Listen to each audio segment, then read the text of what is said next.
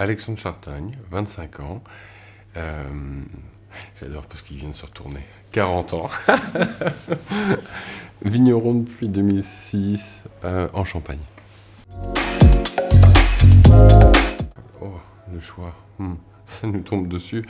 Non, amateur de vin en premier. Et pour être vigneron, j'y crois qu'il faut quand même le reconnaître. C'est déjà des parents qui sont vignerons, parce que c'est impossible aujourd'hui de devenir vigneron, ou sinon, à moins d'avoir fait carrière et après d'aller investir plus tard dans sa vie. Mais je ne voulais pas être vigneron de base. C'était pas une. J'aimais le vin, mais c'est compliqué, la vie de vigneron. La vie de famille, la vie de famille vigneronne, c'est quand même c'est un sacerdoce. Hein. Donc, c'était pas un rêve d'enfant. Et par la suite, par passion pour le vin, je me suis dit que ça pouvait être intéressant. Oh, c'est un choix qui s'impose à nous. En fait, c'est assez étonnant, mais penser qu'on est aujourd'hui responsable de ça, on l'est pas. Il y a 1000 ans, 2000 ans d'expérience viticole derrière nous. Donc en fait, c'est essayer de comprendre ce que les anciens ont compris, éventuellement d'adapter avec la nouvelle génération, les nouveaux temps, les nouvelles vendanges, mais vous savez, ça fait quand même très longtemps que les anciens sont sur place. Donc quand ils disent qu'il faut planter du chardonnay sur un lieu, eh ben, c'est souvent vrai. Et donc, on a cette base d'expérience ou de succession d'expériences qui fait que je pense que c'est fondamental de respecter ce que les anciens ont dit. Mais il faut faire attention quand même à quelle ancienneté. Est-ce que c'était une période d'il y a 100 ans? Est-ce que c'est une période d'il y a 10 ans? Voilà, je pense que je suis très attaché à cette tradition vigneronne qui existait avant l'apparition avant les guerres, en fait, avant la Première Guerre mondiale. Parce que c'était une période sans tracteur, c'est une période où en fait la nature était encore plus puissante que l'homme. Et donc l'homme avait compris des éléments qui étaient attachés à des valeurs naturelles qui faisaient que voilà, on n'était pas esclave, mais on était au service de la nature. Avec la mécanisation, avec les produits chimiques et puis les nouvelles inventions, là, d'autres questions se sont posées. Donc moi, je suis très attaché à l'ancienneté de nos régions et aux expériences qui ont été faites. Et donc, voilà. Qu'est-ce que d'être vigneron aujourd'hui? C'est pour moi d'écouter déjà ce qu'ont fait les anciens et de continuer. La date de vendange, c'est le fruit qui la détermine. Hein. Il faut qu'on soit assez animal. Et je ne suis pas du tout un adepte de acidité, sucre, non. On a toujours cette base de 100 jours avec la fleur, vous voyez. À la fleur, on sait à peu près comment ça va être par la suite. Mais ensuite, c'est le goût. C'est le goût, c'est vous passez dans la vigne, vous goûtez les raisins. Et à partir d'une certaine journée, boum, vous avez un goût qui se développe. Et vous regardez les pépins, vous goûtez la peau du raisin, vous goûtez, vous croquez les pépins et vous comprenez que c'est mûr. Et donc en étant finalement assez peu analyste, mais juste épicurien, à aimer les choses, vous trouvez la date de vendange. Il y a certaines vendanges, comme on est en Champagne, qui sont plus difficiles que d'autres. Donc il faut faire aussi très attention aux maladies, à la pourriture, sur certains cépages, certains lieux. Donc là, il faut quand même avoir une expérience ou un ressenti qui nous permet d'anticiper des surmaturités ou des apparitions de maladies de dernier moment. Mais sinon, non, c'est uniquement en passant dans la vigne et en goûtant.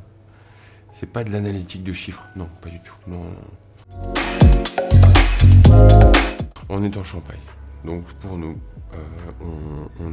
on fait des vins blancs, un peu comme en Bourgogne, avec des systèmes de pressurage qui sont connus. Hein. C'est-à-dire qu'on a une notion de 4000 kg de raisin dans un pressoir, vont nous donner 25 hectolitres 50 de vin. Voilà. Et ensuite, alors le pressurage est très important, je ne peux pas vous faire c'est tellement long. Mais une fois que ce pressurage-là est fait, je mets du soufre au moment du pressurage, pas beaucoup, mais juste ce qu'il faut. Et ensuite, c'est transféré dans les fûts pour faire ses fermentations et être élevé en fût. Et le plus gros travail, certainement, c'est d'aller presser de la plus belle des façons. Mais ça, je pense qu'en Champagne, on est Quand on fait attention aux choses, on est précautionneux et surtout on fait les choses bien. Mais après, c'est d'adapter la future habitation du vin, c'est le fût en fait. Quel fût je vais utiliser pour le vin qui est pressé. Donc en connaissant la parcelle, en connaissant le type de vin que vont donner la parcelle, on a des idées sur est-ce qu'il vaut mieux un gros fût avec plus de réduction, est-ce qu'il vaut mieux un fût qui soit un peu plus ouvert, un peu plus oxygénant. Voilà, il y a énormément de paramètres. Mais après, c'est l'expérience. Il n'y a pas de règles. À partir du moment où on se fixe des règles, voilà. Mais à la maison, je travaille en fût. Parce que je pense que les cuves, pour les vins de Murphy, pour les vins de mon domaine, uniquement ça, je ne fais pas de généralité, les vins ont besoin de respirer, de vieillir en fait. L'élevage, c'est du vieillissement de vin, c'est uniquement ça en fait. On va plus ou moins faire vieillir pendant une période d'élevage. Et donc on va permettre au vin de vieillir plus ou moins rapidement. Et donc au moment de la mise en bouteille est choisie parce que le vin sera suffisamment vieilli, donc fermenté dans un premier temps et ensuite vieilli, pour nous offrir des sels minéraux, des équilibres, etc. Et ces équilibres, ils s'obtiennent à la maison plus en fût. Est-ce que c'est des fûts neufs? Est-ce que c'est des fûts vieux? Est-ce que c'est des fûts larges? Est-ce que c'est des fûts... C'est aussi très dépendant de la parcelle, de la nature du raisin, etc. Donc il n'y a pas de règle. Chaque année, ça change, avec toujours, par contre, du fût. Est-ce que c'est du fût jeune, vieux? Est-ce que c'est des gros fûts, des petits fûts? Ça dépend de chaque année. La vigne franc-de-pied, c'est une vigne, en fait. La question se pose, qu'est-ce qu'une vigne greffée, finalement? La vigne franc-de-pied, c'est ce qu'on a toujours eu en France à l'époque, avant le phylloxéra. Donc c'est une vigne qui a été plantée, donc tout simplement coupée. Vous prenez un sarment, vous le coupez, et ensuite vous l'épampérez un peu, vous le remettez dans le sol, et ça vous donne une vigne. Donc c'est normal, c'est la base de 2000 ans d'histoire de viticulture en Champagne, en Bourgogne, partout en France. Jusqu'à l'apparition du phylloxéra, quand on a découvert l'Amérique, on est revenu avec des bateaux qui nous ont amené ce petit insecte qui a tué les vignes. Et donc la question se pose plus, qu'est-ce que les vignes qui sont greffées? Même si maintenant c'est 99,99% des vignes françaises, c'est simplement une vigne qui a des racines américaines et qui n'a plus le système racinaire français, parce que le système racinaire français ne permet pas d'être protégé face au phylloxéra. Donc une vigne franc-de-pied, c'est une vigne française qui a un système racinaire qui n'a pas été greffé, donc on n'a pas une greffe et un plant qu'on greffe. Non, c'est un seul plant mis en terre et sensible au phylloxéra, mais certaines terres, qui sont des terres majoritairement sablonneuses, ne seront pas attaquées par le phylloxéra. Donc, quoi vous dire, c'est une vigne française, voilà. Ça fait des raisins qui sont à maturité égale, un peu moins élevés en alcool, qui sont plus petits, des baies plus petites, des raisins plus petits. Ça fait des équilibres un peu différents. Voilà, mais c'est des raisins oubliés, c'est des pieds de vigne oubliés, mais qu'on a été forcé d'oublier parce que sans cette greffe qu'on a développée, on n'aurait plus de vin aujourd'hui, plus de raisins aujourd'hui en Europe. Donc voilà, mais j'ai cette chance d'en avoir quelques-unes, des vignes non greffées.